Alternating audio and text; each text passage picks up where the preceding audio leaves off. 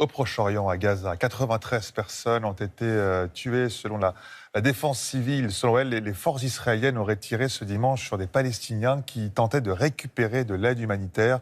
L'ONU et plusieurs ONG font régulièrement état d'un risque de famine. Valérie Lerouge avec Marc de Chalvon. La scène devient désespérément habituelle. Des arrivées de blessés sans discontinuer à l'hôpital Shifa dans le nord de la bande de Gaza.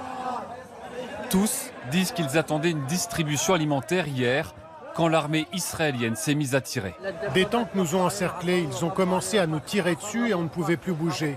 On attendait juste de la farine, on est resté bloqué pendant 1h30, 2 heures. Certains se sont échappés, d'autres ont été tués ou blessés. C'était la première fois que j'allais dans cette zone pour tenter de récupérer du pain et de la farine. Nous avons été surpris quand des chars et des soldats se sont mis à tirer. Des drones aussi ont ouvert le feu, nous bloquant à l'intérieur. L'armée israélienne reconnaît des tirs de sommation face à des menaces, mais elle dément le bilan donné par le ministère de la Défense civile à Gaza. D'autres distributions alimentaires ont donné lieu à des tueries durant le week-end. En tout, il y aurait eu 93 victimes. Ce chirurgien constate quotidiennement des morts et des blessures de guerre liées à ces distributions d'aide. Un jour, ils arrivent avec des blessures d'armes à feu à la tête, le lendemain, avec des impacts dans le cou, et un autre jour, on a aussi reçu 4 enfants visés dans les parties génitales.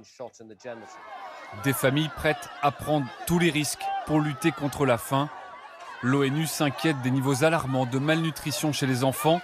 Après 21 mois de siège de la bande de Gaza, l'armée israélienne poursuit ses opérations.